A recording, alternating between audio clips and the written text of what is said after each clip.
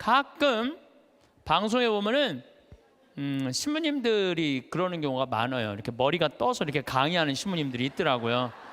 그러면은 강의 내용 안 들어와. 뜬 것만 보여. 뜬 것만. 그리고 저는 정말 강의할 때 제일 중요하게 여기는 게 뭐냐면은 바지에 자꾸 올라갔는지, 이걸 제일 중요하게 여겨요. 왜 제일 중요하게 여기느냐 하면, 만약에 내가 바지에 자꾸가 내려가잖아요. 그럼 여러분들 눈은 여기 와 있어요. 눈은 여기 와 있어. 그리고 머리는 무슨 생각이냐면, 저 신부님 바지에 자꾸 내려갔네, 큰일 났네. 내 강의 하나도 귀에 안 들어와요. 무슨 얘기냐면은, 남 앞에 나설 때 내 자신을 점검하는 일은 아주 중요한 일이에요. 비단 저만 그런 게 아니죠. 여러분들도 마찬가지예요. 여러분들도 남 앞에 나설 때 거울 보세요, 안 보세요? 파마는 잘 유지됐는지, 얼굴에 이 분칠은 잘 곱게 잘 이렇게 잘 퍼져서 발랐는지 보시죠? 제가 2년 전에 어느 기관에 강의를 갔어요. 강의를 갔는데 거기 2년 동안 나를 초대하려고 그러다가 내가 2년 만에 시간이 맞아서 간 곳이에요. 딱 차에서 내리는데 나를 맞이하는 분을 딱 보면서 정말 나를 어마어마하게 기다렸구나, 한눈에 딱 알아보겠더라고요. 내가 왜 딱 한눈에 알아봤느냐 하면은 얼굴에 화장을 어마어마하게 했어. 얼굴에 화장을, 이 마스카라를 얼마나 말아 올렸는지, 눈이 막 뒤집어지려고 그래. 마스카라를 얼마나 말아 올렸는지. 입술에 루즈를 얼마나 진하게 발랐는지 몰라요. 근데 문제는 입술에 루즈를 이렇게 발랐는데 선을 잘 그렸으면 아무 문제가 없는데, 바빴는지 선이 살짝 올라왔어. 이렇게 2시 강의였는데 1시 반에 가서 커피 한 잔을 마시는데 30분 동안 대화를 하는데 아무 소리도 안 들리는 거야. 이것만 들리는 거야. 이것만. 2년이 지난 지금도 그분 생각을 하면은 아무 생각이 안 나. 이것만 생각이 나. 이것만. 그분은 화장도 열심히 했는데 마지막 뭐를 안 했느냐 하면은 거울을 안 본 거예요. 자기의 모습을 점검하지 않은 거죠. 근데 더 안타까운 거는 그 사무실에 8명의 동료, 직장 동료들이 있었는데 아무도 지적해 주지 않은 거예요. 누군가 얘기해 줬으면 얼마나 좋아요. 선생님, 루즈선이 잠깐 벗어났으니까 화장실에 가서 거울 보고 좀 고치고 나오시라고. 그랬다면 이분은 고칠 수 있었을 거예요. 근데 8명 중에 아무도 얘기해 주지 않은 거예요. 우리는 내가 내 자신을 볼 수 없다면 누구라도 내 자신을 봐야 돼. 남이라도 내 자신을 봐야 돼. 남이 나를 고쳐줄 수 있어야 돼요. 여기에 아주 중요한 게 있어요. 우리는 듣는 마음이 있어야 돼요. 왜 그분한테 선생님 선에 루즈가 벗어났어요 라고 왜 얘기해 주지 않았을까요? 말해도 안 들었으니까. 평상시에 여러분들도 인생을 살면서 누가 이렇게 며칠 전에 사당 오동 성당에 강의를 갔는데, 이제 강의 가기 전에 성당 앞에서 곱창 순대 이 전골을 먹는데 옆에 애기 아빠들 같아. 중학교 2학년 딸을 둔 애기 아빠들이 딸 얘기를 하는 거예요. 먹으면서 재밌더라고. 얘기를 들어보니까 한 애는 게임 페이스북을 너무 하는 애고, 한 애는 집을 하나도 안 나가는 애야. 친구를 아무도 안 만나는 애야. 그러면서 뭐 애를 그렇게 키우면 안 된다 뭐 어쩌고 저쩌고 막 하는데 소주를 거의 4병을 둘이서 먹더라고요. 근데 일어나면서 마지막 한 애기 아빠가 이런 말을 하더라고요. 너는 네 딸 네 방식대로 키워. 내 딸은 내가 알아서 키울 테니까. 그렇게 소주 2병을 먹어가면서 얘기했는데 안 듣는 거죠. 사람이요, 안 들으면은요 고쳐질 수가 없어요. 친구를 잘못 두면은요 인생 망가지는 사람들도 많아요. 최순실 같은 친구를 두면은요 인생만 망가지는 게 아니라 나라도 말아먹을 수 있어요. 친구 잘못 두면은. 그래서 친구를 잘 둬야 되는데, 아까도 말씀드렸지만은 듣는 마음이 있어야 돼요. 누가 나한테 얘기를 할 때 겸손되이 듣는 마음이 있어야 돼. 근데 우리 대통령께서는 누가 혼내줄 사람이 없었잖아요. 어렸을 때부터 누가 감히 그분을 혼을 내요. 중학교 2학년 때부터 경호원이 따라다녔다는데, 그리고 내가 며칠 전에 어떤 분하고 식사하는데 자기 오빠가 이 서강대학에 같이 학교를 다녔대. 4년 동안 전자공학과 4년 동안 같이 한 교실에서 공부를 했는데 한 번도 말을 못 붙였대요. 경호원이 옆에 있어갖고. 하늘과 땅이잖아요. 하늘과 땅. 그러니까 혼내줄 사람도 없어, 친구도 없어. 그러니까 지금도 밥을 혼자 드신대잖아요. 그러면은요, 이거는요 제대로 된 판단하기 쉽지 않아요. 사람은요 먹고 마시고 놀아야 돼요. 요거 꼭 기억하세요. 인생 실패하지 않는 유일한 길은 먹고 마시고 노는 거예요. 누구하고? 친구랑 먹고 마시고 놀 때 행복할 수 있어요. 신부님 참 팔자 좋은 소리, 뭐 먹고 마시고 돈이 있어야지 여러분들 꼭 비싼 거 사 먹어야지 먹고 마시고 놀아요. 떡볶이, 지난번에 신당동 떡볶이 우리 5명이 갖고 3만 원 시켜갖고 맛있게 먹었어. 수다 떨면서. 중요한 거는 비싼 걸 먹는 게 아니에요. 아무리 싼 거라도 친구들이랑 어울려줘서 먹고 마시고 놀아야죠. 인생 사람 돌아가는 거 알고 서로 눈치도 봐요. 친구들하고 어울려서 놀 때 여러분들 눈치 봐요, 안 봐요? 눈치 봐요. 왜 내가 제 기분 나쁘게 말하면 제가 기분 나쁘면 눈치 봐요. 이런 말은 앞으로 하지 말아야 되겠다. 쟤랑 놀으려면은 누가 또 싫은 소리에 그때 막 신경 주고 싸워. 그럼 나중에 외로워져. 싫은 소리도 참을 줄 알아.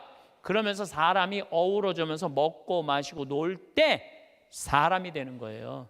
근데 아무도 안 만나고 혼자 지내는 사람은 다 외롭게 돼 있어요. 다 이상하게 가게 돼 있어요. 소크라테스는 뭐라고 그랬어요? 너 자신을 알라 그랬죠? 우리가 내가 어떤 사람이냐, 내 모습, 쉽게 말해서 내 꼬라지를 아는 건 중요해요. 내 꼬라지가 어떤지, 내 모습이 어떤지. 그 안데르센이라는 덴마크의 동화 작가가 있어요. 여러분들은 잘 아는 동화를 썼어요. 벌거숭이 임금님이라는 동화. 근데 이게 영어면 뉴클로스야, 새 옷이야. 임금님의 새 옷이라는 동화를 썼는데 이 내용은 이래요. 임금님이 평상시에 옷 입고 자랑하기를 참 좋아하던 임금님이야. 예쁜 옷 입고 자랑하기를 좋아하던 임금님이야. 근데 사기꾼 둘이 임금님한테 가갖고 임금님한테 뭐라 그랬냐면은 우리가 기가 막힌 천을 짤 줄 안다. 근데 이 천은 어떤 신비한 천이냐 하면 바보 눈에는 안 보인다. 바보 눈에는. 그러냐? 임금이 지혜롭다고 생각을 했으니까 좀 돈도 주고 짜봐라. 그래서 이제 짜기 시작했어요. 임금님이 그 기가 막힌 천을 좀 보러 가야지. 근데 얘네들이 막 천을 막 짜는데, 둘이서 배틀해서 천을 짜는데 안 보이는 거야. 근데 뭐라고 그랬어요? 누구 눈에는 안 보인다고?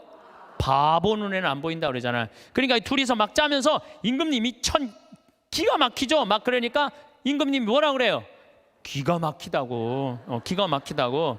근데 이게 의심이 가는 거야. 그래서 신하들을 불러서 뭐라 그래요? 한번 보라. 근데 신하들도 딱 보더니 눈에 보여, 안 보여? 안 보여. 근데 누구 눈에는 안 보여? 바보 눈에는 안 보이잖아요. 바보 신하 되기 싫으니까 뭐라 그래? 임금님 너무너무 멋있다고. 그래갖고 이제 일주일이 지나갖고 다 짰다고 입으라고 다 보이지도 않는데 입는 흉내를 다 내갖고 입었어. 퍼레이드를 하시라고. 퍼레이드를 하는데 온 백성이 그 얘기를 다 알고 있잖아요. 임금님 너무너무 멋있다고. 근데 꼬마의 하나가 우리 임금님 빨개 벗었네. 그래, 빨개 벗었네. 드러난 거죠. 그런데 동화가 여기서 끝났다면 이 동화는 하나도 재미없어요. 근데 이 동화는 끝까지 읽어보면은 어떻게 끝나느냐면 임금님은 창피해갖고 왕궁으로 뛰어들어가야 되는데 끝까지 퍼레이드를 해요. 끝까지 퍼레이드를 하고 그 창피를 다 당하고 왕궁에 들어가요. 여러분도 임금이 왜 끝까지 퍼레이드를 했을까요? 중간에 들어가면은 벌거벗은 거 내가 인정하는 거 아니야. 그러니까 니네들 눈에는 안 보여도 내 눈에는 보인다. 그리고 끝까지 한 거예요. 끝까지. 그런데 여러분들 친구들이 너 그거 잘못됐어. 그러면 고쳐야 되는데 어떻게 해? 끝까지 고집피고 가는 사람들이 있죠.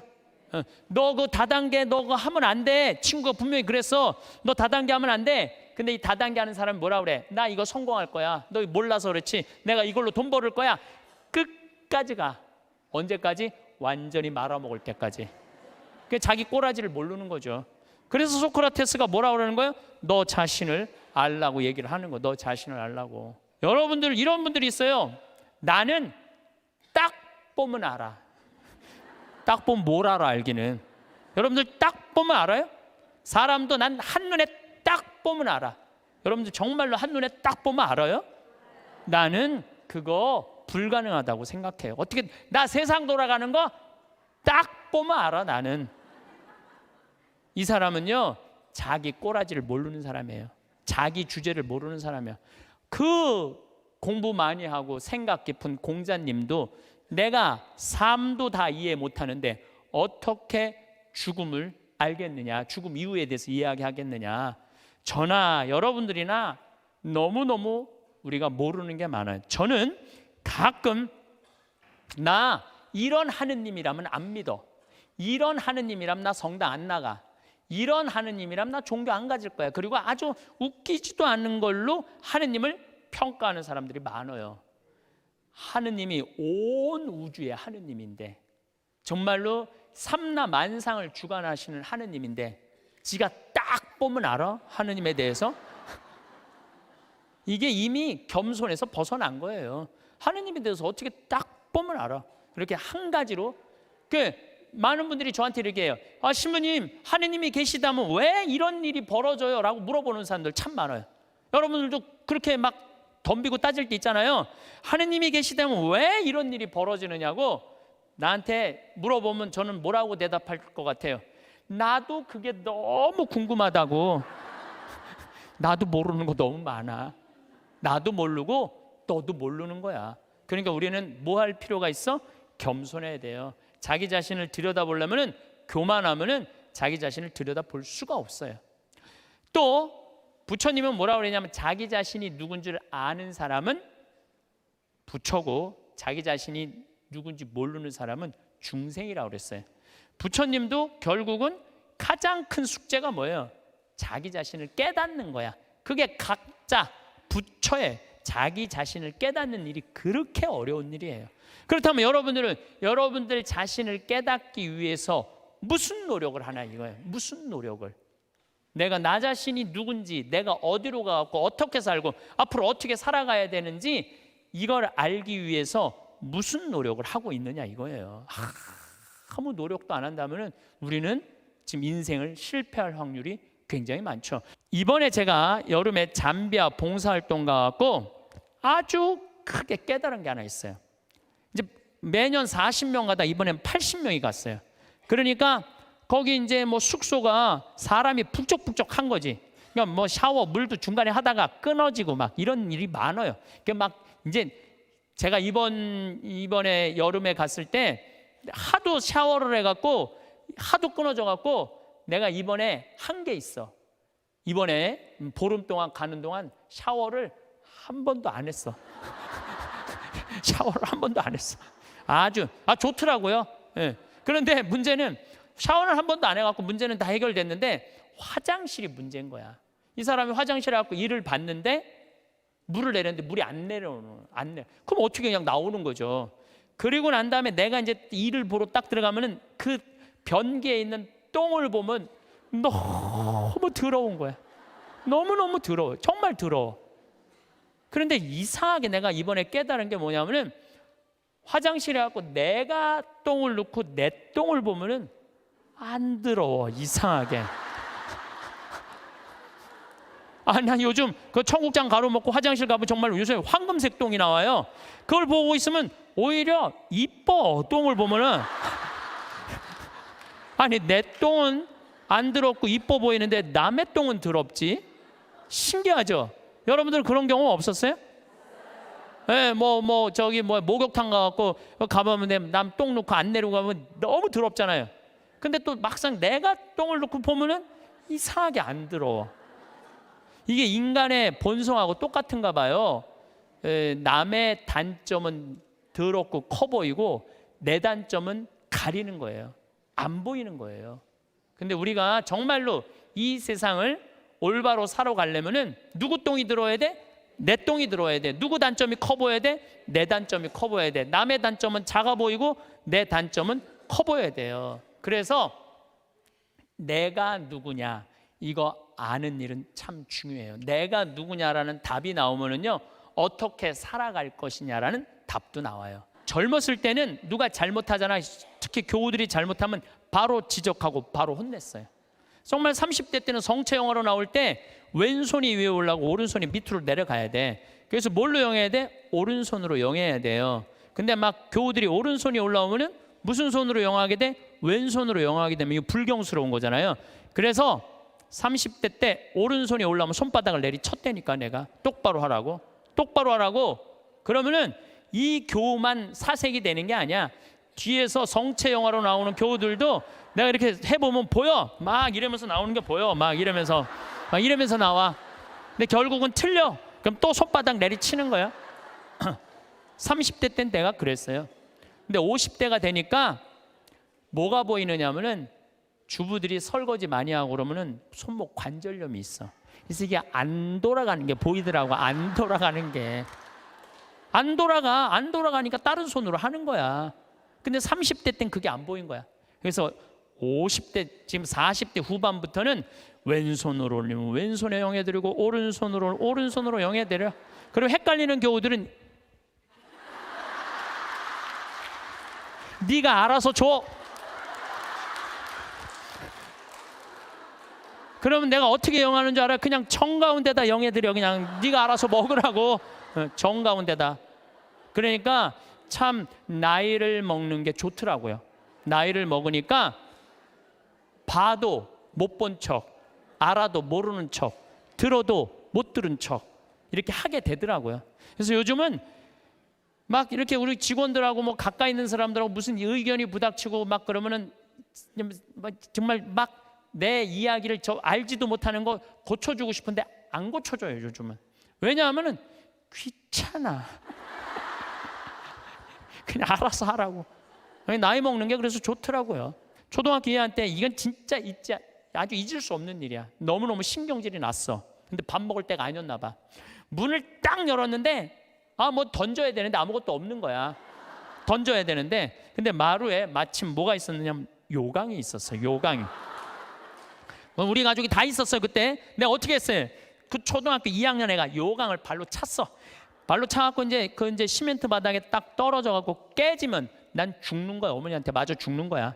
그런데 정말로 발로 찼는데 요강이 딱 시멘트 바닥에 떨어지면서 푸르기 시작하는 것도 딱 쓰는데 온 가족이 정말로 어이가 없으니까 다 웃더라고요. 하도 어이가 없으니까. 근데 그 얘기를 어머니가 지금도 해. 우리 가족이 지금도 해. 너 어렸을 때 요강 찬 거 생각나느냐고. 너라고는 이제 안 그래도 신부님 어렸을 때 요강 차는 거 생각나느냐고. 그렇게 까칠했어요. 그런데 내가 중학교 1학년 때 세례를 받으면서 어마어마한 거울을 만난 거예요. 예수 그리스도라는 거울을 만났어요. 예수 그리스도라는 거울을 딱 보는데 내가 한심하게 이를 데 없더라고요. 남을 배려할 줄도 모르고, 아까도 말씀드렸지만 인내할 줄도 모르고, 남을 사랑할 줄도 모르고, 아무것도 할 줄 아는 게 없더라고요.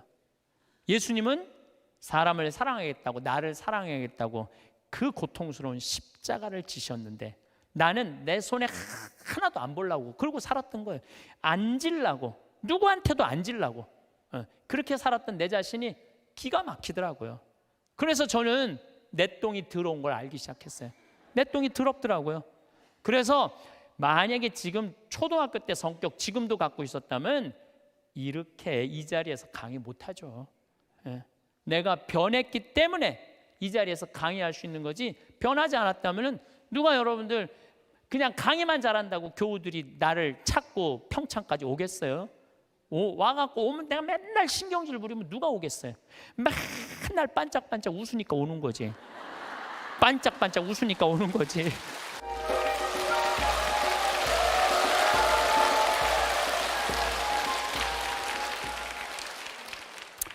저는 강의를 할 때 꼭 거울을 봅니다. 왜 거울을 보느냐면은 머리는 이렇게 잘 정리됐는지. 오늘도 평창에서 우리 부관장 신부님 이동이 있었어요. 그래서 부관장 신부님 오시는 거 맞이하고 이 인천까지 오는데 굉장히 멀더라고요. 그래서 누워서 잠을 차 안에서 자는데 머리가 막 눌리는 기분이 막 들더라고. 그래서 보니까 다행히 머리가 좀 덜 눌려갖고, 만약에 내가 머리가 막 이렇게 떴으면 여러분들 기분이 어떨 것 같아요? 내가 막 강의할 때 가끔 방송에 보면은 신부님들이 그러는 경우가 많아요. 이렇게 머리가 떠서 이렇게 강의하는 신부님들이 있더라고요. 그러면은 강의 내용 안 들어와. 뜬 것만 보여, 뜬 것만. 그리고 저는 정말 강의할 때 제일 중요하게 여기는 게 뭐냐면은 바지에 자꾸는 올라갔는지. 이걸 제일 중요하게 여겨요. 왜 제일 중요하게 여기느냐면, 만약에 내가 바지에 자꾸가 내려가잖아요. 그럼 여러분들 눈은 여기 와 있어요. 눈은 여기 와 있어. 그리고 머리는 무슨 생각이냐면, 저 신부님 바지에 자꾸 내려갔네, 큰일 났네 저. 내 강의 하나도 귀에 안 들어와요. 무슨 얘기냐면은, 남 앞에 나설 때 내 자신을 점검하는 일은 아주 중요한 일이에요. 비단 저만 그런 게 아니죠. 여러분들도 마찬가지예요. 여러분들도 남 앞에 나설 때 거울 보세요, 안 보세요? 파마는 잘 유지됐는지, 얼굴에 이 분칠은 잘 곱게 잘 이렇게 잘 퍼져서 발랐는지 보시죠? 제가 2년 전에 어느 기관에 강의를 갔어요. 강의를 갔는데 거기 2년 동안 나를 초대하려고 그러다가 내가 2년 만에 시간이 맞아서 간 곳이에요. 딱 차에서 내리는데 나를 맞이하는 분을 딱 보면서 정말 나를 어마어마하게 기다렸구나, 한눈에 딱 알아보겠더라고요. 내가 왜 딱 한눈에 알아봤느냐 하면은 얼굴에 화장을 어마어마하게 했어. 얼굴에 화장을. 이 마스카라를 얼마나 말아 올렸는지, 눈이 막 뒤집어지려고 그래. 마스카라를 얼마나 말아 올렸는지. 입술에 루즈를 얼마나 진하게 발랐는지 몰라요. 근데 문제는 입술에 루즈를 이렇게 발랐는데 선을 잘 그렸으면 아무 문제가 없는데, 바빴는지 선이 살짝 올라왔어. 이렇게 2시 강의였는데 1시 반에 가서 커피 한 잔을 마시는데 30분 동안 대화를 하는데 아무 소리도 안 들리는 거야. 이것만 들리는 거야. 이것만. 2년이 지난 지금도 그분 생각을 하면은 아무 생각이 안 나. 이것만 생각이 나. 이것만. 그분은 화장도 열심히 했는데 마지막 뭐를 안 했느냐면은 거울을 안 본 거예요. 자기의 모습을 점검하지 않은 거죠. 근데 더 안타까운 거는 그 사무실에 8명의 동료, 직장 동료들이 있었는데 아무도 지적해 주지 않은 거예요. 누군가 얘기해 줬으면 얼마나 좋아요. 선생님, 루즈선이 잠깐 벗어났으니까 화장실에 가서 거울 보고 좀 고치고 나오시라고. 그랬다면 이분은 고칠 수 있었을 거예요. 근데 8명 중에 아무도 얘기해 주지 않은 거예요. 우리는 내가 내 자신을 볼 수 없다면 누구라도 내 자신을 봐야 돼. 남이라도 내 자신을 봐야 돼. 남이 나를 고쳐줄 수 있어야 돼요. 여기에 아주 중요한 게 있어요. 우리는 듣는 마음이 있어야 돼요. 왜 그분한테 선생님 선에 루즈가 벗어났어요 라고 왜 얘기해 주지 않았을까요? 말해도 안 들었으니까. 평상시에 여러분들도 인생을 살면서 누가 이렇게 며칠 전에 사당 오동 성당에 강의를 갔는데, 이제 강의 가기 전에 성당 앞에서 곱창 순대 이 전골을 먹는데 옆에 애기 아빠들 같아. 중학교 2학년 딸을 둔 애기 아빠들이 딸 얘기를 하는 거예요. 먹으면서 재밌더라고. 얘기를 들어보니까 한 애는 게임 페이스북을 너무 하는 애고, 한 애는 집을 하나도 안 나가는 애야. 친구를 아무도 안 만나는 애야. 그러면서 뭐 애를 그렇게 키우면 안 된다 뭐 어쩌고 저쩌고 막 하는데 소주를 거의 4병을 둘이서 먹더라고요. 근데 일어나면서 마지막 한 애기 아빠가 이런 말을 하더라고요. 너는 네 딸 네 방식대로 키워. 내 딸은 내가 알아서 키울 테니까. 그렇게 소주 2병을 먹어가면서 얘기했는데 안 듣는 거죠. 사람이요, 안 들으면은요 고쳐질 수가 없어요. 그리고 중요한 건 나를 고쳐줄 수 있는 친구가 있느냐 없느냐예요. 여러분들은 내가 만약에 루즈가 이렇게 잘못 벗어났을 때, 야 이리 와, 너 루즈 벗어났어 하고 이렇게 고쳐줄 수 있는 친구 있어요 없어요? 있어야 돼. 그걸 뭐라고 그러냐면 멘토라고 그래요. 멘토. 내 삶을 이야기할 수 있는 사람, 내 삶의 문제를 이야기 나눌 수 있고 상의할 수 있는 사람, 멘토가 필요해요.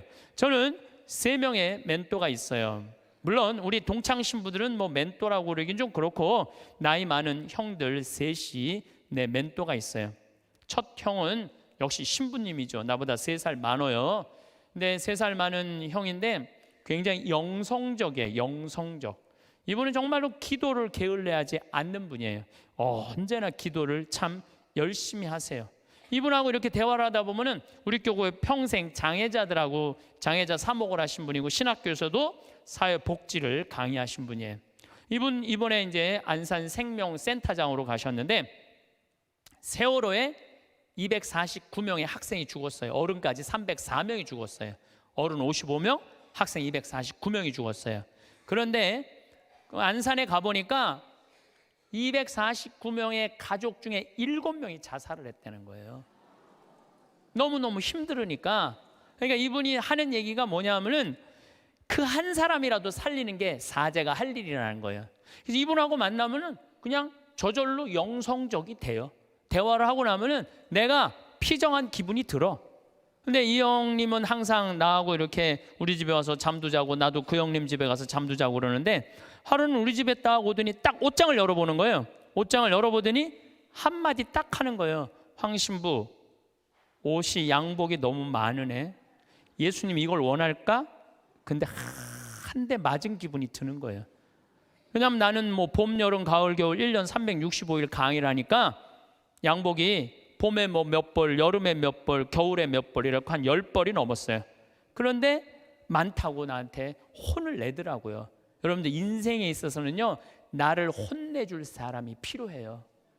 나를 혼내줄 사람이 없으면은요, 나는 아나 무인이 되는 거예요. 그걸 보고 내가 양복을 다 나눠줬어요. 다. 아까도 말씀드렸잖아요. 작년에 잠비아 가면서 양복 3벌 입으면서. 그래서 내가 근데 이제 다 나눠줘갖고 한 3-4벌로 딱 줄였는데, 할머니들이 방송에 내 양복 한 번도 안 바뀐다고, 부산에서 져서 올리고 서울에서 져서 보내줘갖고 다시 12벌이 됐어 양복이. 그래서 이거 안 되겠다. 양복이 많아지는 건 어쩔 수 없는데 양복을 아예 갈아입질 말자. 그래서 한 달에 한 번씩만 딱 입고 다니기로 이제 내가 나하고 한 거예요. 근데 내가 그 형님 집에 가서 잠을 자는데 자기 침대를 꼭 내줘요. 그리고 자기는 바닥에서 자요. 응접실 바닥에서. 그래서 형 침대에서 자. 그랬더니 아니야, 너는 전국에 강의하는 신부고 나는 이렇게 편안하게 있으니까 하루 여기서 바닥에서 자도 돼. 그래갖고 내가 이제 방에서 잠을 자는데 뭐 하여튼 우연찮게 뭐 벽의 문제 때문에 옷장을 열었는데 양복이 딱 2벌밖에 안 걸려 있더라고요. 나하고 너무너무 다른 거죠. 그래서 내가 그분이 나한테 그런 얘기를 할 때 그냥 기분 나쁜 게 아니라 저절로 반성이 돼. 나 자신을 돌아보게 되는 거죠. 한 2주 전, 이제 뭐 거의 한 3주 전 정도 되죠. 어떤 자매가, 나를 아주 끔찍히도 아끼는 자매가, 신부님 평창 며칠 전에도 영하 15도까지 내려갔거든요. 보통 한 20도 내려가. 20도. 신부님 그 평창 추운데 잠바, 따뜻한 잠바 하나 신부님 위해서 샀다는 거예요. 밤에 이제 이렇게 받아갖고 그냥 쫄르쫄르 들어왔죠. 근데 전화가 왔어. 신부님 거기 그거는 수선을 하려고 그러면 그 영수증이 있어야 되니까 그 옷에 이렇게 붙어 있는 거 띄지 마시고 그 보관하세요. 버리지 말고. 그래갖고 집에 들어와서 그걸 딱 보는데 가격표가 마침 있더라고. 안 그래도 궁금했는데 보니까 165만 원짜리야. 165만 원짜리. 어쩐지 딱 입는데 느낌이 다르더라고. 근데 저는 2가지를 생각했어요. 첫 번째는 내가 전국에 다니면서 그냥 평범한 우리 교우들한테 강의하는데 165만 원짜리 옷 입고 다니면서 행복을 과연 이야기할 수 있을까? 그 생각을 첫 번째 했어요. 두 번째는 그 형 생각이 났어요. 항상 장애자들하고 사는 그 형, 양복 두 벌, 맨날 까만 거, 이 색 저 색도 아니야, 까만 거 입고 다니는 그 형 생각이 났어요. 그 형이 이걸 보면은 나한테 뭐라고 그럴까? 못 잊겠더라고요. 마음에는 너무 들었는데 못 잊겠더라고. 그래서 다음 날 돌려줬어요. 그리고 이렇게 말했어요. 나를 죽이려면은 이런 옷을 계속 갖다 줘라. 내 영혼을 죽이려면.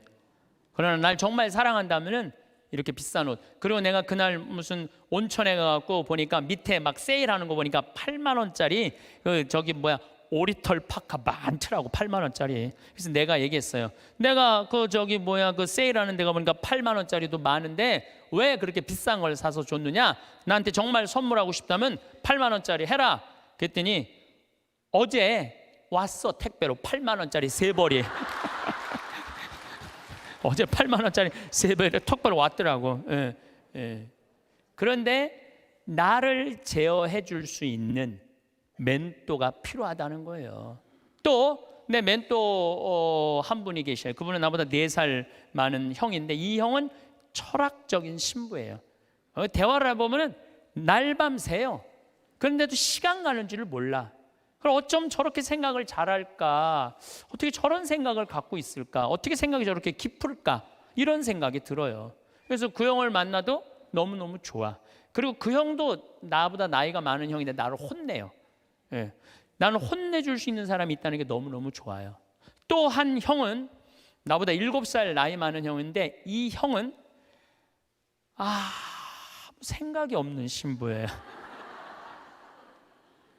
그런데 이 형님하고는 아침부터 저녁까지 같이 있어도 지겹지가 않아요. 계속 재밌어요.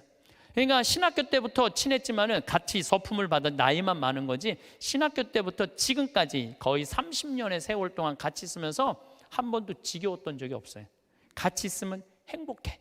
지금도 잠깐 쉬는 시간에 벌써 전화 왔더라고. 다음 주 월요일 날 전심에 만나서 맛있는 거 먹자고. 제일 행복한 거예요. 만나면은. 그래서 언제나 시간을 함께 할 수 있고 즐거운 시간 함께 할 수 있는 내 멘토 신부 셋. 물론 우리 사랑하는 내 동창 신부들 많지만은 그런 멘토가 있다는 게 좋은 거죠. 여러분들도 오늘 가만히 생각해 보세요. 적어도 멘토 3명은 있어야 된다는 거예요. 근데 내가 지금 내 인생의 문제, 나를 혼내줄 수 있는 사람이 한 명도 없다면 여러분들은 실패할 확률이 많아요. 인생을. 나를 혼내줄 사람이 있어야 돼요. 친구를 잘못 두면요 인생 망가지는 사람들도 많아요. 최순실 같은 친구를 두면요 인생만 망가지는 게 아니라 나라도 말아먹을 수 있어요. 친구 잘못 두면은. 그래서 친구를 잘 둬야 되는데 아까도 말씀드렸지만은 듣는 마음이 있어야 돼요. 누가 나한테 얘기를 할 때 겸손되이 듣는 마음이 있어야 돼. 근데 우리 대통령께서는 누가 혼내줄 사람이 없었잖아요. 어렸을 때부터 누가 감히 그분을 혼을 내요. 중학교 2학년 때부터 경호원이 따라다녔다는데 그리고 내가 며칠 전에 어떤 분하고 식사하는데 자기 오빠가 이 서강대학에 같이 학교를 다녔대. 4년 동안 전자공학과 4년 동안 같이 한 교실에서 공부를 했는데 한 번도 말을 못 붙였대요. 경호원이 옆에 있어갖고. 하늘과 땅이잖아요. 하늘과 땅. 그러니까 혼내줄 사람도 없어. 친구도 없어. 그러니까 지금도 밥을 혼자 드신대잖아요. 그러면은요 이거는요 제대로 된 판단하기 쉽지 않아요. 사람은요 먹고 마시고 놀아야 돼요. 요거 꼭 기억하세요. 인생 실패하지 않는 유일한 길은 먹고 마시고 노는 거예요. 누구하고? 친구랑 먹고 마시고 놀 때 행복할 수 있어요.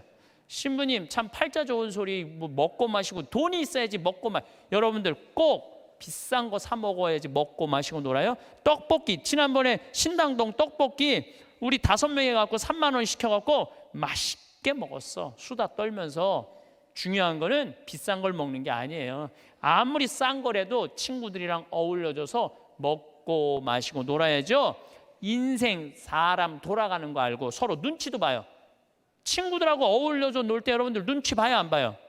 눈치 봐요. 왜 내가 제 기분 나쁘게 말하면 제가 기분 나쁘면 눈치 봐요. 이런 말은 앞으로 하지 말아야 되겠다. 쟤랑 놀으려면은 누가 또 싫은 소리 해. 그때 막 신경 주고 싸워. 그럼 나중에 외로워져. 싫은 소리도 참을 줄 알아. 그러면서 사람이 어우러지면서 먹고 마시고 놀 때 사람이 되는 거예요. 근데 아무도 안 만나고 혼자 지내는 사람은 다 외롭게 돼 있어요. 다 이상하게 가게 돼 있어요. 그래서 나는 어렸을 때부터 성당 형들이랑 맨날 먹고 마시고 놀았어. 그래서 나는 눈치가 빤해. 딱 보면 내가 여기 낄 때다 안 낄 때다 금방 알아요. 근데 중학교 2학년 때부터 경호원 옆에 평생 있었던 우리 대통령께서 눈치 볼 일이 없잖아요. 눈치 볼 일이 하나도 없잖아요. 눈치가 없어. 지금도 내가 보기에는 눈치 있으면 벌써 내려왔지. 눈치가 없어. 상황 파악이 안 되는 거죠. 그래서 여러분들 친구가 아주 중요한 거예요. 소크라테스는 뭐라고 그랬어요? 너 자신을 알라고 그랬죠. 우리가 내가 어떤 사람이냐, 내 모습, 쉽게 말해서 내 꼬라지를 아는 건 중요해요. 내 꼬라지가 어떤지, 내 모습이 어떤지. 그 안데르센이라는 덴마크의 동화 작가가 있어요. 여러분들은 잘 아는 동화를 썼어요. 벌거숭이 임금님이라는 동화.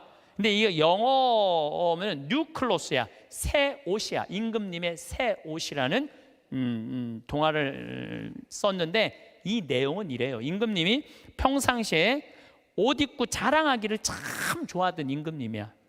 예쁜 옷 입고 자랑하기를 좋아하던 임금님이야. 근데 사기꾼 둘이 임금님한테 가갖고 임금님한테 뭐라고 그랬냐면은 우리가 기가 막힌 천을 짤 줄 안다. 근데 이 천은 어떤 신비한 천이냐 하면 바보 눈에는 안 보인다. 바보 눈에는. 그러냐? 임금이 지혜롭다고 생각을 했으니까 좀 돈도 주고 짜봐라. 그래서 이제 짜기 시작했어요. 임금님이 그 기가 막힌 천을 좀 보러 가야지. 근데 얘네들이 막 천을 막 짜는데 둘이서 배틀해서 천을 짜는데 안 보이는 거야. 근데 뭐라 그랬어요? 누구 눈에는 안 보인다고? 바보 눈에는 안 보인다 그러잖아. 그러니까 둘이서 막 짜면서 임금님이 천 기가 막히죠. 막 그러니까 임금님이 뭐라 그래요? 기가 막히다고. 기가 막히다고. 근데 이게 의심이 가는 거야. 그래서 신하들을 불러서 뭐라 그래요? 한번 보라. 근데 신하들도 딱 보더니 눈에 보여 안 보여? 안 보여. 근데 누구 눈에는 안 보여? 바보 눈에는 안 보잖아요. 바보 신하 되기 싫으니까 뭐라 그래? 임금님 너무너무 멋있다고. 그래갖고 이제 일주일이 지나갖고 다 짰다고 입으라고 다 보이지도 않는데 입는 흉내를 다 내고 입었어. 퍼레이드를 하시라고. 퍼레이드를 하는데 온 백성이 그 얘기를 다 알고 있잖아요. 임금님 너무너무 멋있다고. 근데 꼬마의 하나가 우리 임금님 빨개 벗었네. 그래, 빨개 벗었네. 드러난 거죠. 그런데 동화가 여기서 끝났다면 이 동화는 하나도 재미없어요. 근데 이 동화는 끝까지 읽어보면은 어떻게 끝나느냐 하면 임금님은 창피해갖고 왕궁으로 뛰어들어가야 되는데 끝까지 퍼레이드를 해요. 끝까지 퍼레이드를 하고 그 창피를 다 당하고 왕궁에 들어가요. 여러분도 임금이 왜 끝까지 퍼레이드를 했을까요? 중간에 들어가면은 벌거벗은 거 내가 인정하는 거 아니야. 그러니까 니네들 눈에는 안 보여도 내 눈에는 보인다. 그리고 끝까지 한 거예요. 끝까지. 그런데 여러분들 친구들이 너 그거 잘못됐어. 그러면 고쳐야 되는데 어떻게 해? 끝까지 고집피고 가는 사람들이 있죠. 너 그거 다단계 너 그거 하면 안 돼. 친구가 분명히 그랬어. 너 다단계 하면 안 돼. 근데 이 다단계 하는 사람이 뭐라 그래? 나 이거 성공할 거야. 너 몰라서 그렇지. 내가 이걸로 돈 벌을 거야. 끝까지 가. 언제까지? 완전히 말아먹을 때까지. 그게 자기 꼬라지를 모르는 거죠. 그래서 소크라테스가 뭐라 그러는 거예요? 너 자신을 알라고 얘기를 하는 거. 너 자신을 알라고. 공자님은 제자들이 이렇게 말합니다. 임금님, 죽음 이후에 대해서 좀 알려주십시오. 그러니까 공자님이 뭐라 그래요? 나는 이 삶도 다 알지 못하는데 내가 어떻게 죽음 이후에 대해서 말하겠느냐. 굉장히 겸손한 얘기죠. 여러분들 이런 분들이 있어요. 나는 딱 보면 알아. 딱 보면 뭘 알아 알기는. 여러분들 딱 보면 알아요? 사람도 난 한눈에 딱 보면 알아. 여러분들 정말로 한눈에 딱 보면 알아요? 나는 그거 불가능하다고 생각해요. 어떻게 나 세상 돌아가는 거 딱 보면 알아. 나는 이 사람은요 자기 꼬라지를 모르는 사람이에요. 자기 주제를 모르는 사람이에요. 그 공부 많이 하고 생각 깊은 공자님도 내가 삶도 다 이해 못하는데 어떻게 죽음을 알겠느냐, 죽음 이후에 대해서 이야기하겠느냐. 저나 여러분들이나 너무너무 우리가 모르는 게 많아요. 저는 가끔 나 이런 하느님이라면 안 믿어, 이런 하느님이라면 나 성당 안 나가, 이런 하느님이라면 나 종교 안 가질 거야, 그리고 아주 웃기지도 않는 걸로 하느님을 평가하는 사람들이 많아요. 하느님이 온 우주의 하느님인데, 정말로 삼라 만상을 주관하시는 하느님인데 지가 딱 보면 알아? 하느님에 대해서? 이게 이미 겸손에서 벗어난 거예요. 하느님에 대해서 어떻게 딱 보면 알아? 그렇게 한 가지로. 많은 분들이 저한테 이렇게 해요. 아, 신부님, 하느님이 계시다면 왜 이런 일이 벌어져요? 라고 물어보는 사람들 참 많아요. 여러분들도 그렇게 막 덤비고 따질 때 있잖아요. 하느님이 계시다면 왜 이런 일이 벌어지느냐고 나한테 물어보면 저는 뭐라고 대답할 것 같아요? 나도 그게 너무 궁금하다고. 나도 모르는 거 너무 많아. 나도 모르고 너도 모르는 거야. 그러니까 우리는 뭐 할 필요가 있어? 겸손해야 돼요. 자기 자신을 들여다보려면, 교만하면 자기 자신을 들여다볼 수가 없어요. 또 부처님은 뭐라고 그러냐면 자기 자신이 누군지를 아는 사람은 부처고 자기 자신이 누군지 모르는 사람은 중생이라고 그랬어요. 부처님도 결국은 가장 큰 숙제가 뭐예요? 자기 자신을 깨닫는 거야. 그게 각자 부처의 자기 자신을 깨닫는 일이 그렇게 어려운 일이에요. 그렇다면 여러분들은 여러분들 자신을 깨닫기 위해서 무슨 노력을 하나 이거예요. 무슨 노력을? 내가 나 자신이 누군지, 내가 어디로 가고 어떻게 살고 앞으로 어떻게 살아가야 되는지 이걸 알기 위해서 무슨 노력을 하고 있느냐 이거예요. 아무 노력도 안 한다면 우리는 지금 인생을 실패할 확률이 굉장히 많죠. 예수님은 마태복음 7장에 뭐라고 그랬어요? 남의 눈에 있는 티끌 꺼낼 생각하지 말고 네 눈에 있는 들보 꺼내라고 그러죠. 이번에 제가 여름에 잠비아 봉사활동 가고 아주 크게 깨달은 게 하나 있어요. 이제 매년 40명 가다 이번엔 80명이 갔어요. 그러니까 거기 이제 뭐 숙소가 사람이 북적북적한 거지. 그러니까 뭐 샤워 물도 중간에 하다가 끊어지고 막 이런 일이 많아요. 그러니까 막 이제 제가 이번에 여름에 갔을 때 하도 샤워를 해갖고 하도 끊어져갖고 내가 이번에 한 게 있어. 이번에 보름 동안 가는 동안 샤워를 한 번도 안 했어. 샤워를 한 번도 안 했어.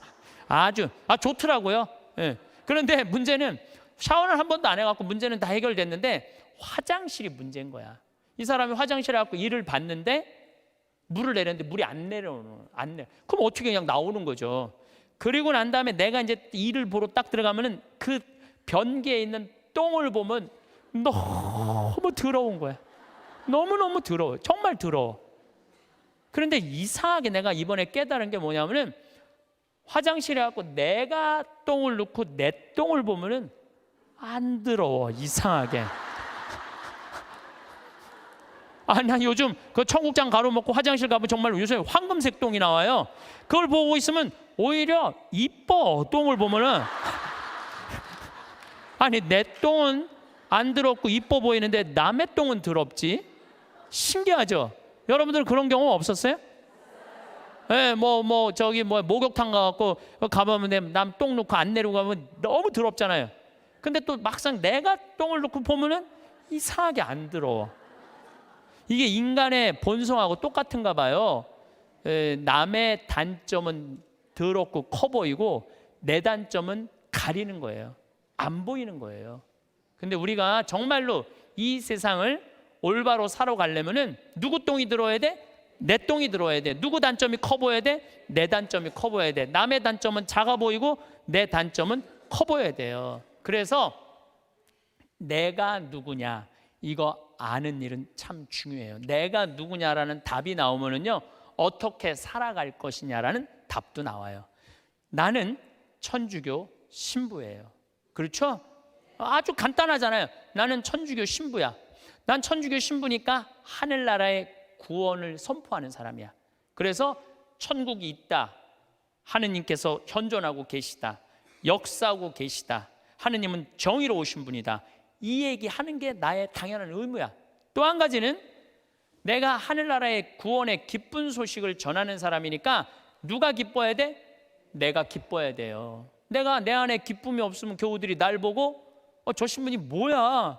저 신부님한테 뭔가 기쁨이 있을 줄 알았더니 힘들다 그러고 짜증난다 그러고 그냥 사는 게 죽었으면 좋겠다고 이러면은 여러분들은 나한테 와서 위로를 받을 수 있어 없어요? 위로 못 받아요. 근데 나한테 와갖고 나는 저 별을 보면은 요즘은 별이 내 심장에 박혀.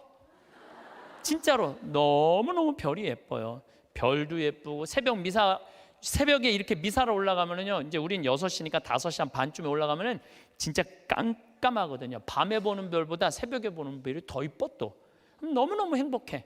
내가 행복하다 그러면 저 신부님 참 별을 너무너무 좋아하시는구나, 나도 별을 좀 봤으면 좋겠다, 생태마을에 갔으면 좋겠다. 그런데 난 너무너무 힘들고 지겨워 이러면 답이 안 나오는 거예요.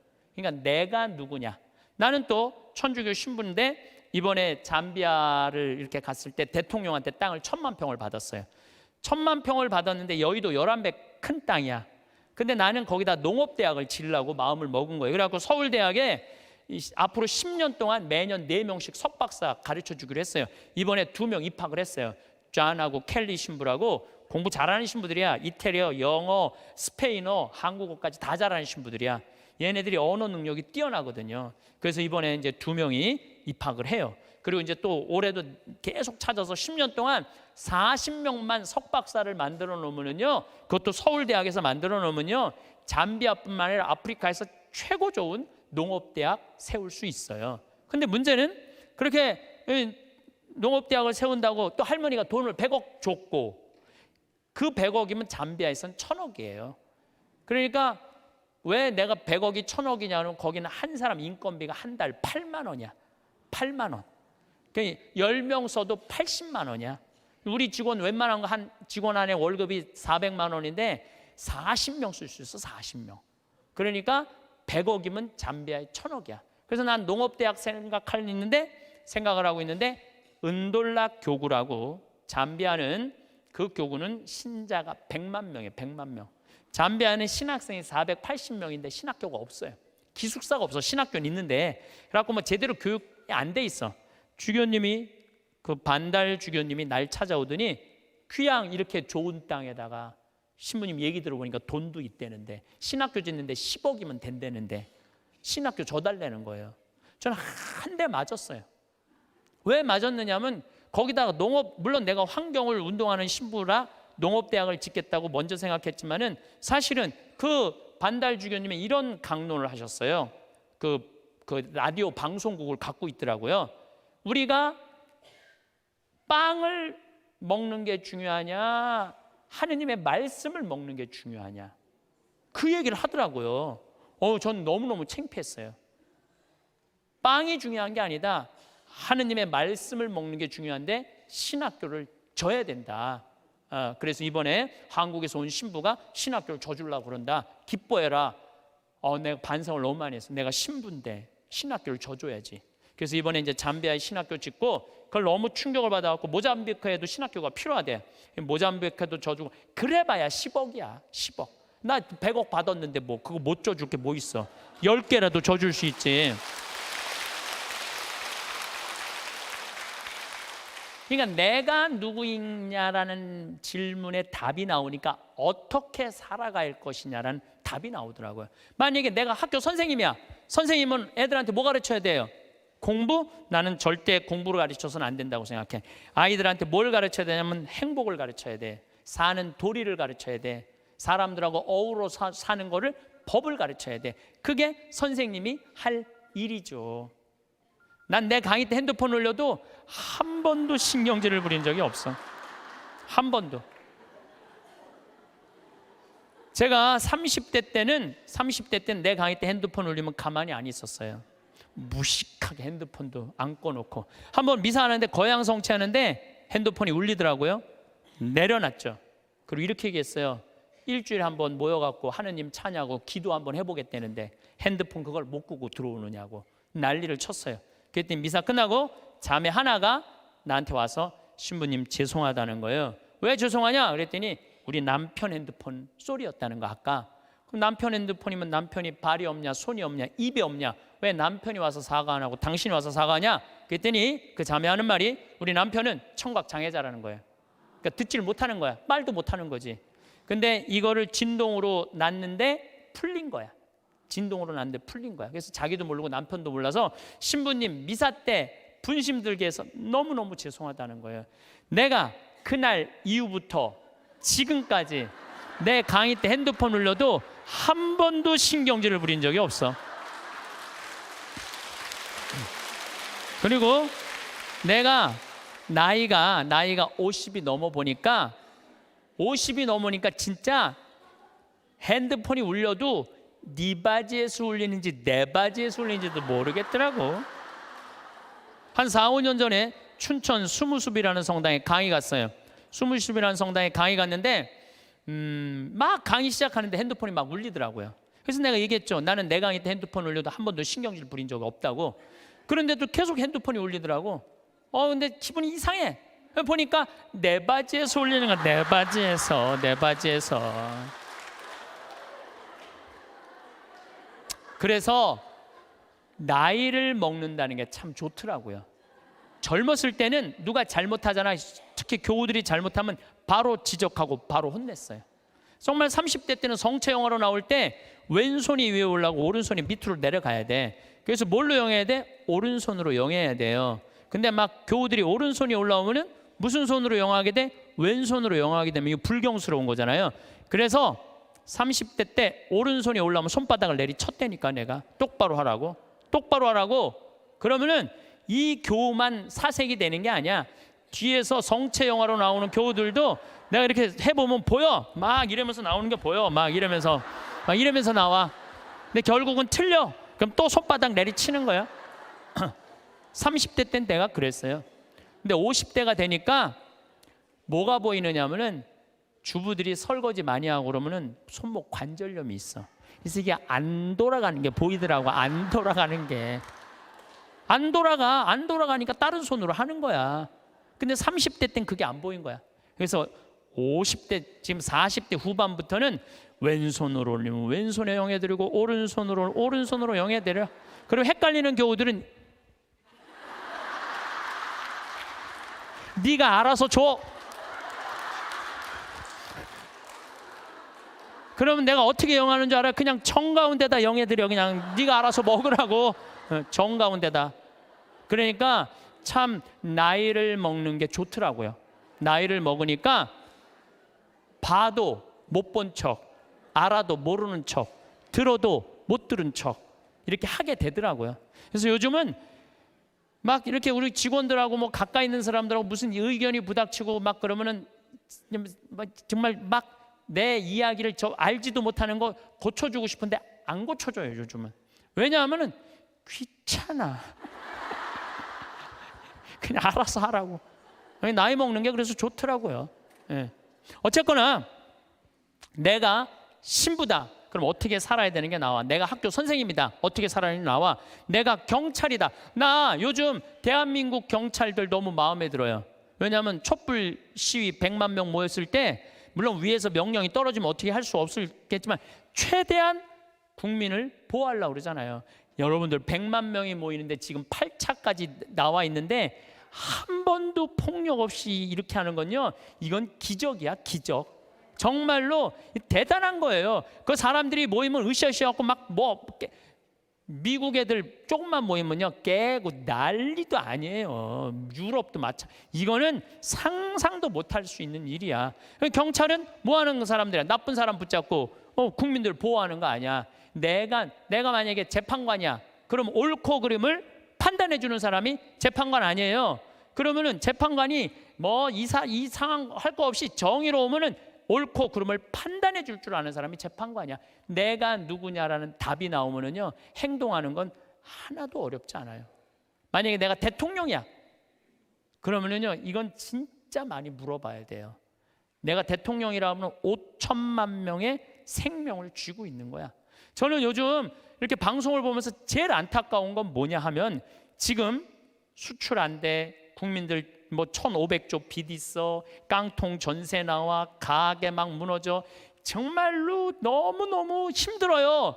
지금 온 똑똑한 사람들이 모여갖고 이 난관을 어떻게 극복해 나가야 되느냐, 이거 머리 맞대고 회의하기도 바쁜데, 내가 안 받았다, 나는 안 그랬다, 난 보톡스 안 맞았다, 이걸로 온 나라가 한 달 아니고 2달 아니고 6달을 이거 앞으로도 이럴 거 생각하면요, 막 억장이 무너져요. 억장이 참 답답해요.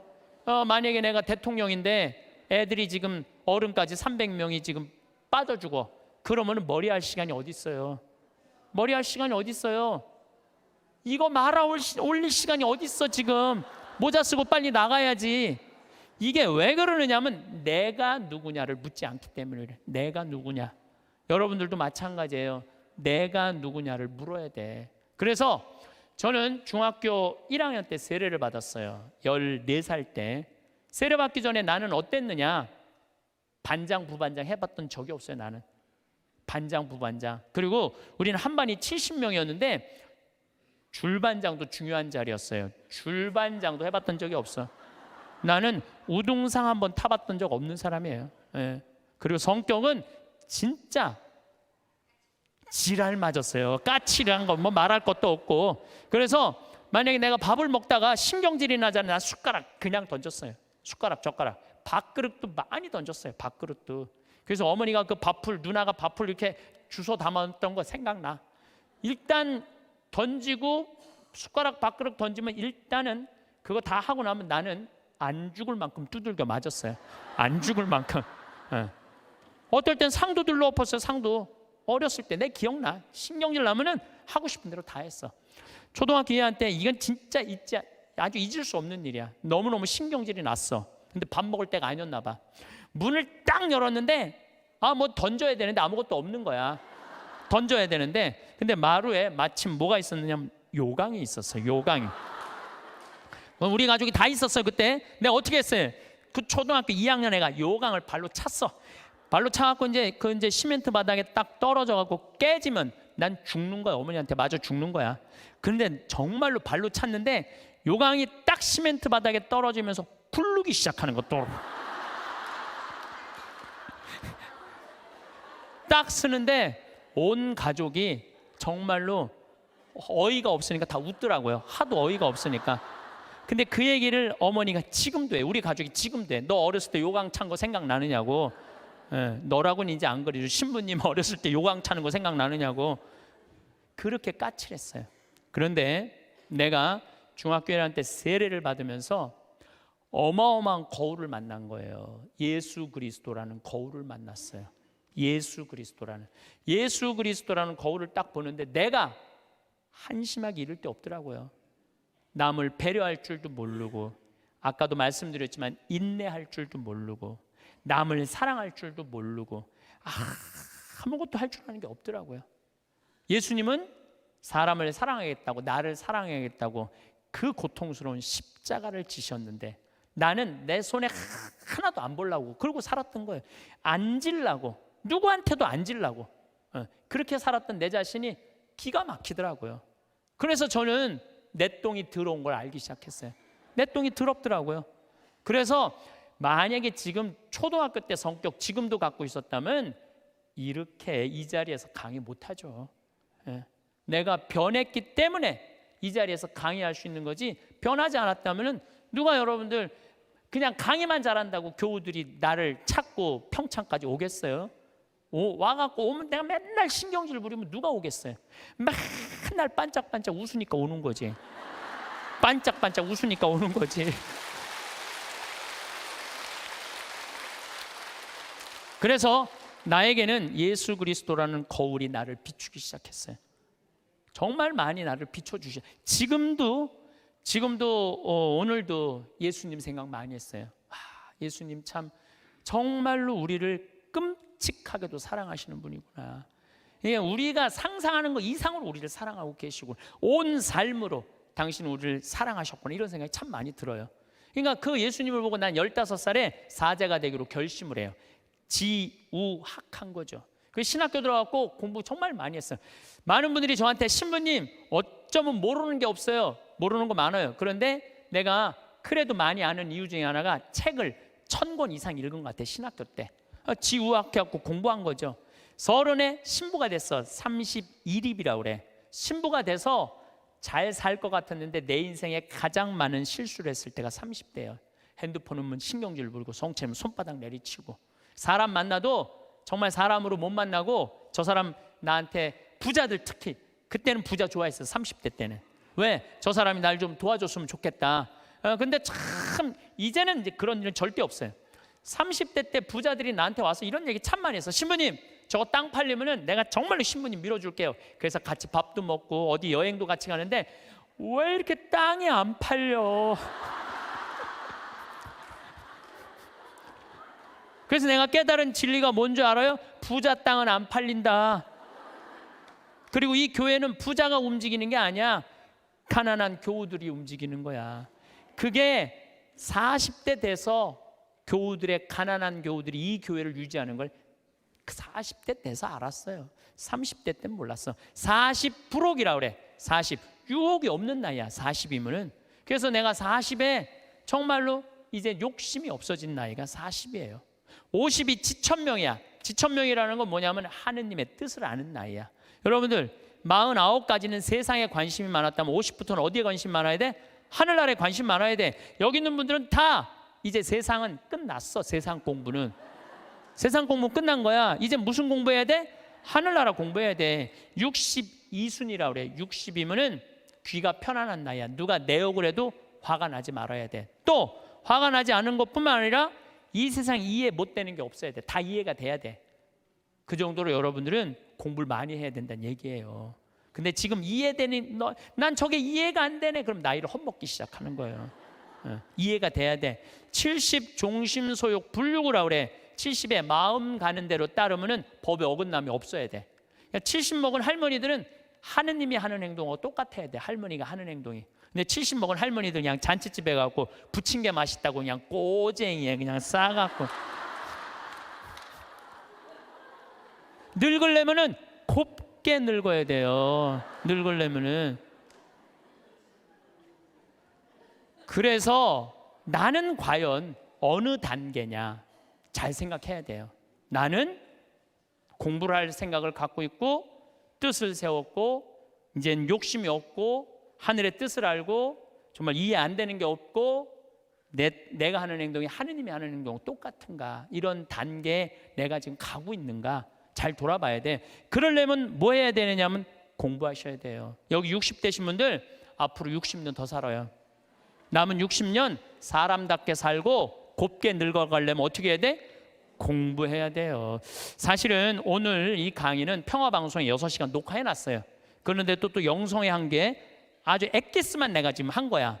요거 듣고 평화방송에 또 6시간 강의 들으면은 여러분들은 아마 자신을 어떻게 깨웠느냐. 그래서 내 시리즈가 죽음 껴안기, 삶 껴안기, 자신 껴안기예요.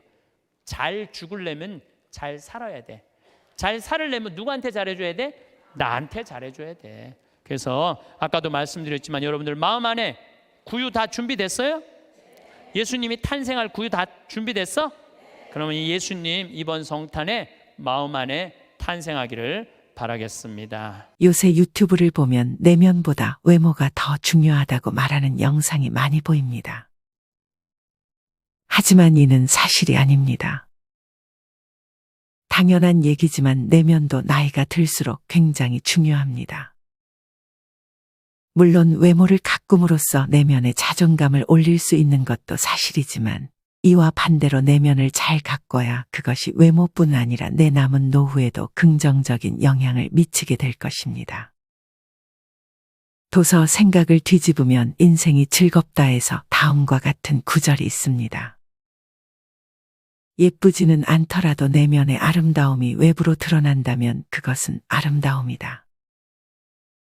예쁜 것은 사람의 감각을 자극하지만 아름다운 것은 사람의 마음을 감동시킨다. 평소 내가 어떤 생각을 가지고 사느냐는 내 삶과 외모에서 나타나게 됩니다.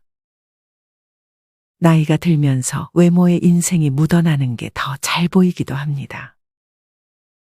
물론 경제적인 안정과 건강도 우리의 삶과 외모에 도움을 주지만 이 밖에 사고방식이 유연하고 인생을 즐길 줄 알며 호기심을 잃지 않는 사람들이 나이가 들어도 얼굴이 좋아지는 경우가 많습니다.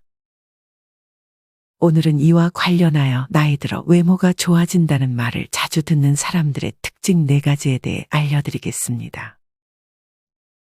첫째는 원하는 것을 포기할 줄 아는 것입니다. 인생을 오래 사신 분들은 한결같이 나이 들어 마음이 편한 것이 천국이라고 말하곤 합니다. 하지만 아직도 가지지 못한 것을 불행하게 느끼고 남과 비교하는 삶을 사는 분들이 많습니다. 이런 분들은 남들이 보기에는 굉장히 많이 가진 것처럼 보이고 부러움의 대상이 되기도 하지만 본인 스스로가 만족하지 못하며 투덜대는 삶을 보내기도 합니다. 많은 분들이 경험을 통해 알겠지만 사람은 하나를 가지면 다른 하나를 또 가지고 싶어 합니다. 월급이 올랐음에도 더 많이 오르기를 원하고 차나 명품을 이미 가졌음에도 더 좋은 차와 더 많은 명품을 욕망하기도 합니다. 이는 물질적인 것에 그치지 않고 인간관계에서도 그대로 나타납니다.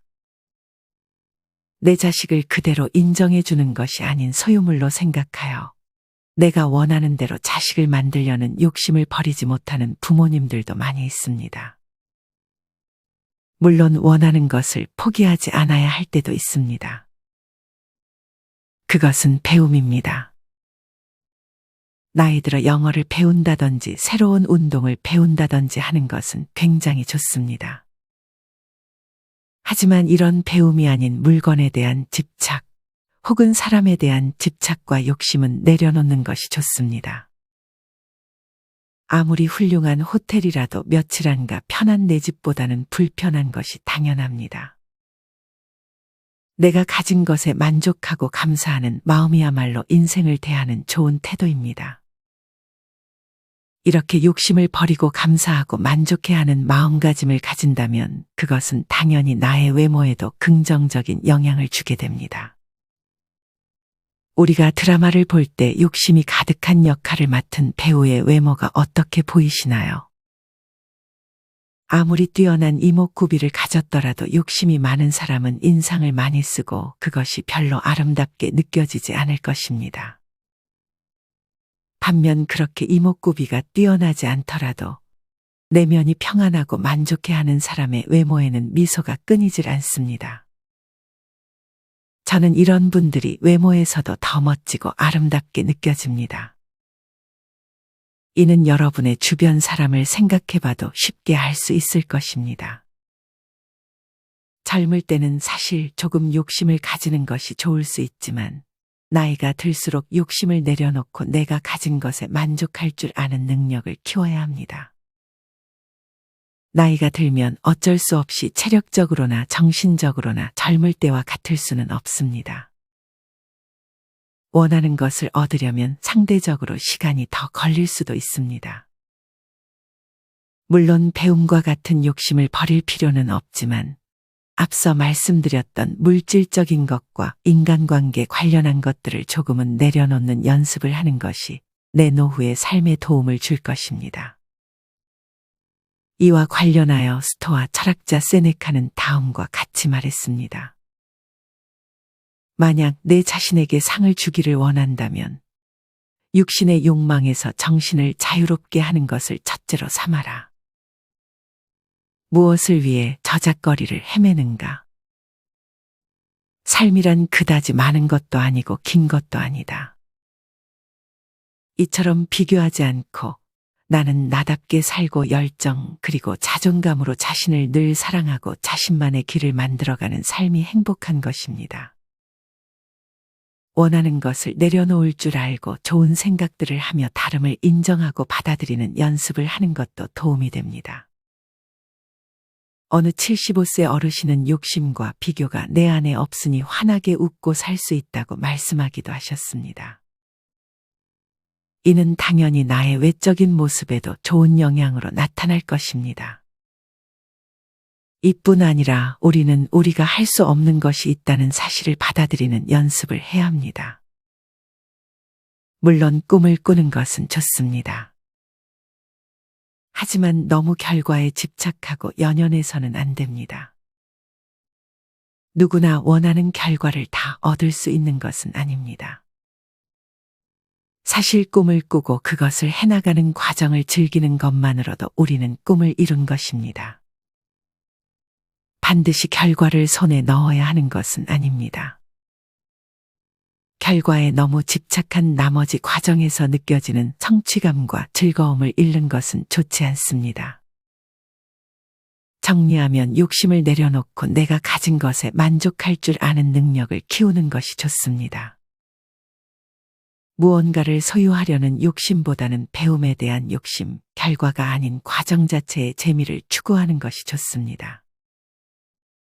또한 남이 가진 것과 내가 가진 것을 비교하지 말고 내가 가진 것에 감사하면서 살아가게 된다면 그것은 나의 내면뿐 아니라 외면도 더욱 좋게 만들어줄 것입니다.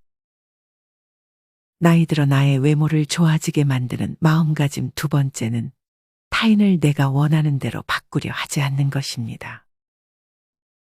앞서도 말씀드렸듯 관계에 대한 욕심으로 내 가족 특히나 자식을 자기가 원하는 대로 만들려고 하는 부모님들이 많이 계십니다. 하지만 사람을 바꾸는 것은 가능하지도 않고 좋은 행동도 아닙니다.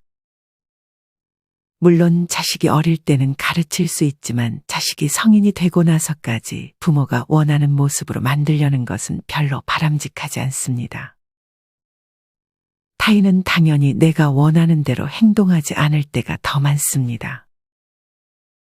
이럴 때마다 기분 나빠하고 짜증을 내게 되면 내 외면이 어떻게 보일까요? 사람을 바꾸려는 행동은 미련한 행동이 될 수 있습니다. 이런 말이 있습니다. 평생 괴롭고 싶으면 남을 미워하고 거기다가 남을 바꾸려고 하면 된다.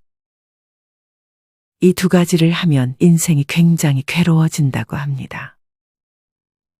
우리는 타인의 인생에 대한 배려가 필요합니다. 사람을 바꾸려 하는 마음은 오만이고 사람은 각자의 삶 속에서 변할 계기가 있어야 변하는 것입니다. 그것을 누군가 대신 해줄 수는 없는 것이죠. 그 시절이 오기 전까지는 쉽게 변하지는 않습니다. 세계적인 강연가 브라이언 트레이시 또한 사람은 변하지 않는다며 그저 현재 있는 그대로 대하라고 조언합니다. 다른 사람을 바꾸려고도 혹은 변화하리라고 기대하지도 말라고 말이죠. 이처럼 타인을 변화시키는 것은 내가 할 수 없는 것입니다. 내가 할 수 없는 것에 힘을 쏟게 되면 쓸데없이 내 체력과 시간만 낭비하는 꼴이 됩니다. 주변의 인간관계로 걱정하는 분들의 외모를 보면 얼굴에 항상 근심 걱정이 가득해 보이고 주름이 더 깊어 보입니다. 이런 분들은 하루의 절반 이상을 걱정과 근심을 하며 살아갑니다. 반면에 나 자신에게 집중하는 분들을 보면 훨씬 표정에서부터 여유가 느껴집니다. 남을 바꾸려 하지 말고 내 내면을 바꾸는 것이 훨씬 편하고 좋은 길이 될 수 있습니다. 더 이상 남의 인생에 간섭하려 하지 말고 그저 나의 내면에 집중해야 합니다. 내가 할 수 있는 것에 집중해야 합니다. 타인을 바꾸려는 것은 내가 할 수 없는 것에 속한다는 사실을 잊지 마시길 바랍니다.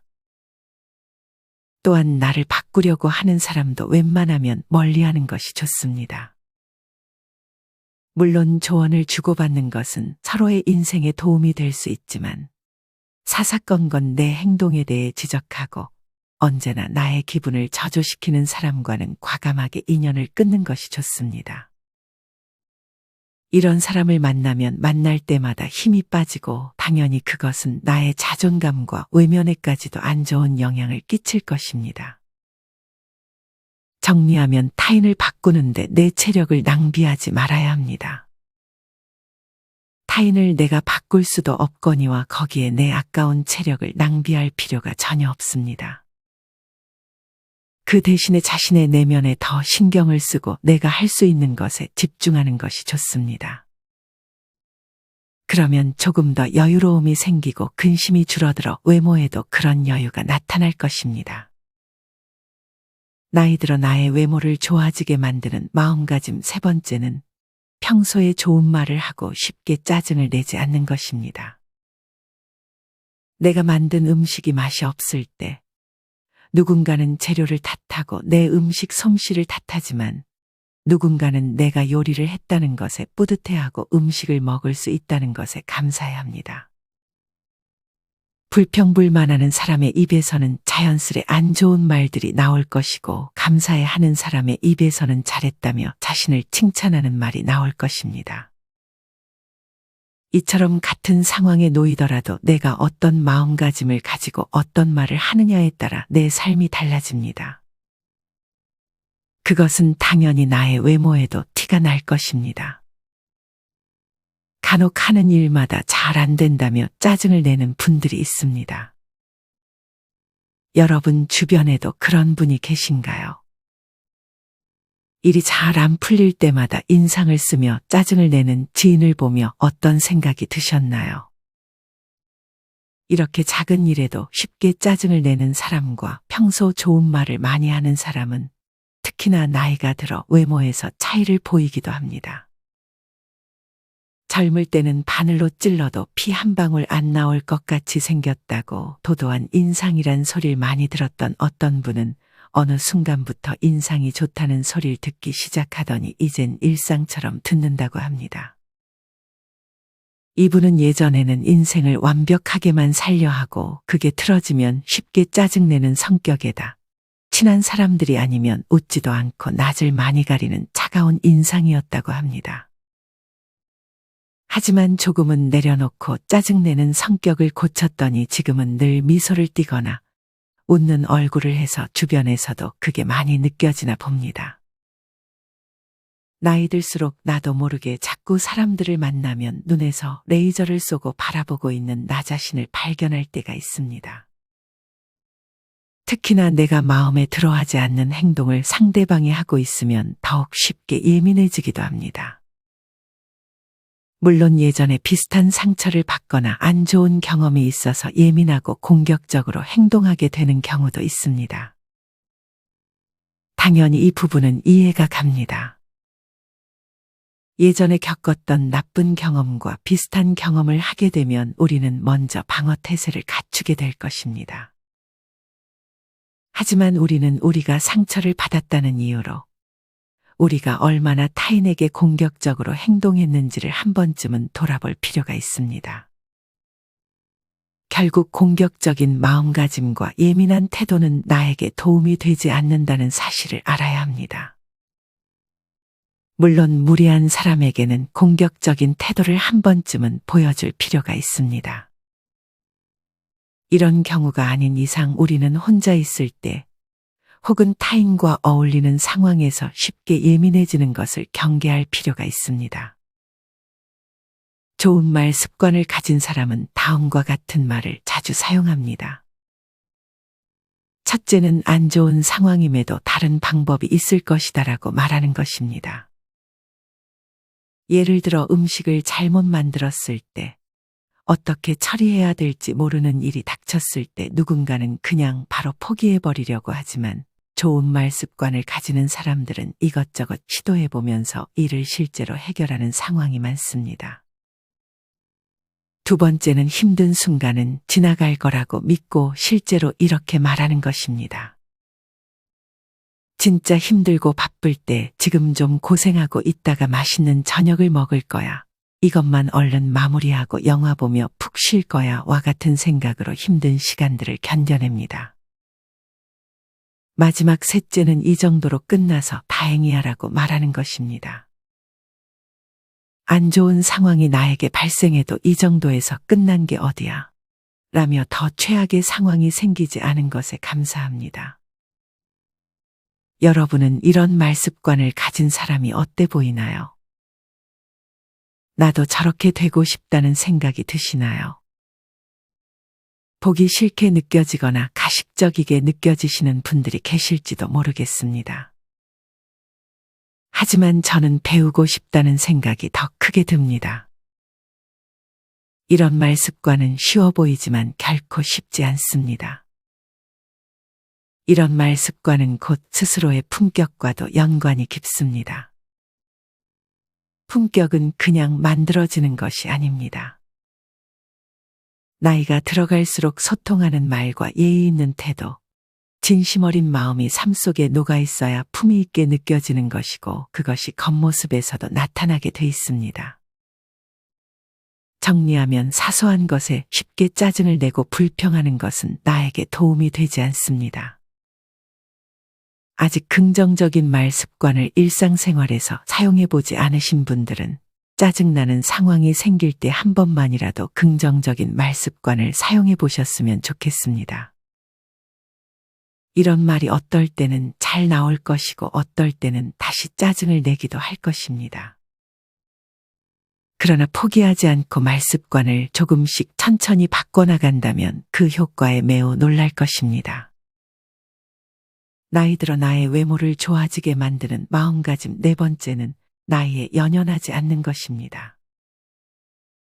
이 마음가짐은 젊을 때는 크게 티가 안 나지만 나이가 들수록 차이가 확연히 드러나게 됩니다. 누군가는 나이 들었으니 배움을 굳이 하지 않으려고 하는 반면 누군가는 나이 그런 거 생각 안 하고 어렸을 때 해보지 못한 것들을 많이 시도합니다. 앞서도 얘기했듯 배움에 대한 욕심은 좋은 것이라 생각합니다. 간혹 70대 할머니가 60대 할머니를 보며 한창이네 라고 말합니다. 이것은 80대 할머니가 70대 할머니를 봤을 때도 하는 말씀입니다. 우리에게는 지금이 제일 한창입니다. 못할 이유가 없습니다. 천천히 배우고 하나씩 시도해보는 것은 나이 들어 나의 뇌에도 좋은 영향을 끼칠 것입니다. 어떤 어르신은 87세이신데도 손녀들에게 핸드폰을 배우고 새로운 기능도 열심히 물어보신다고 합니다. 단톡방을 만들어 시골 노인들 불러 모으고 자식 손녀들에게 유튜브 동영상도 보내시고 심지어 기차도 모바일로 스스로 예약하신다고 합니다. 이뿐 아니라 50대인데 대학을 입학한다든지 어려운 시험에 공부해서 합격을 하고 경제를 공부한다든지 나이가 들었어도 끊임없이 배우는 분들이 상당히 많습니다. 어떤 분들은 시를 쓰고 어떤 분들은 영어 공부도 하며 나이가 들어갈수록 배워야 할 게 점점 더 많아진다고 말하곤 합니다. 반면에 시도조차 못하는 분들도 많습니다.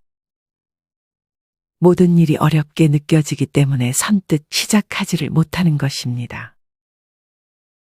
사실 어려워 보이는 일도 생각해보면 그렇게 어려운 일이 아닙니다. 너무 잘 알 수 있을까에 집착하는 것보다 실행하는 과정을 즐기는 태도가 좋은 것 같습니다. 큰 일도 작은 일로 쪼개서 작은 것이라도 해보는 것이 좋습니다. 한번 해보면 생각보다 별거 아니라는 마음이 들 것입니다. 무언가를 배우는데 나이는 없는 것 같습니다. 우리는 죽을 때까지 배움을 멈추지 말아야 합니다. 배움을 멈추면 더 빨리 늙게 될 수 있습니다. 죽기 전까지 배움에 대한 설렘으로 살고 싶지 않으신가요? 저는 무언가를 배우는 것이 아직까지 매우 설렙니다. 늦은 나이란 없습니다. 지금이 제일 빠른 날입니다. 그러니 무언가 배움에 망설임을 가지고 있었던 분들은 얼른 작은 것이라도 실천해 보셨으면 좋겠습니다. 당연히 배움을 가까이 하는 분들은 눈이 초롱초롱하게 보이고 더 젊게 느껴질 수밖에 없습니다. 그저 하루하루 시간을 보내는 분들보다 매일 배우며 성장하는 분들이 표정에서부터 자신감이 더 느껴지는 것도 사실입니다. 여러분은 어떤 걸 배우고 싶으신가요? 그것은 운동이 될 수 있고 예술 활동이 될 수도 있습니다. 야외에서 하는 활동이 될 수도 있고 뜨개질 글쓰기와 같이 집에서도 충분히 할 수 있는 것들이 있습니다. 아직 무엇을 해야 할지 모르신다면 주변 내 또래들은 어떤 취미를 하는지 관찰해 보는 것도 많은 도움이 될 것입니다. 이젠 나이가 들어서 할 수 없다는 말은 하지 않으시길 바랍니다. 찾아보면 우리가 할 수 있는 것은 넘쳐납니다. 지금 바로 생각나는 것들을 적어보세요. 그것들 중 제일 하고 싶은 것 하나를 골라 시작해 보세요. 그 누구의 눈치도 보지 말고 오로지 나 자신을 위해 시도해 보세요. 그러면 내 노후의 삶의 질이 훨씬 더 올라갈 것이고 내 외모에서도 자신감이 나타날 것입니다. 오늘은 나이가 들어도 외모가 좋아지는 사람들의 특징 4가지에 대해 알려드렸습니다. 첫째는 물건 혹은 사람에 대한 욕심을 포기할 줄 아는 것. 둘째는 타인을 바꾸려 하지 않는 것. 셋째는 평소에 좋은 말 습관을 유지하는 것. 마지막 4번째는 나이에 연연하지 않고 배움을 멈추지 않는 것입니다. 나이가 들어 외모 관리는 청결을 유지하는 것으로 저는 충분하다고 생각합니다. 그 이외의 성형이나 명품을 사는 것은 필요치 않은 것 같습니다. 그보다는 내면을 가꿈으로써 나의 외면과 인상을 더 좋아 보이게 만드는 것이 좋을 것 같습니다. 이 밖에 정말 중요한 경제 상황이나 건강도 꼭 관리하셔서 나이에 비해 얼굴이 좋아 보인다는 말씀을 주변에서 많이 들으셨으면 좋겠습니다. 오늘 드린 말씀이 누군가에게는 뻔한 말씀처럼 느껴질지 모르겠습니다. 하지만 이런 뻔한 얘기를 행동으로 옮기지 못한다면 그것은 모르는 것과 마찬가지입니다. 이것을 행동으로 옮기는 사람들만이 진정 알고 있는 것입니다. 오늘 영상의 내용 중 꼭 하나만이라도 마음속에 간직하고 실천해 보셨으면 좋겠습니다. 여러분은 할 수 있습니다.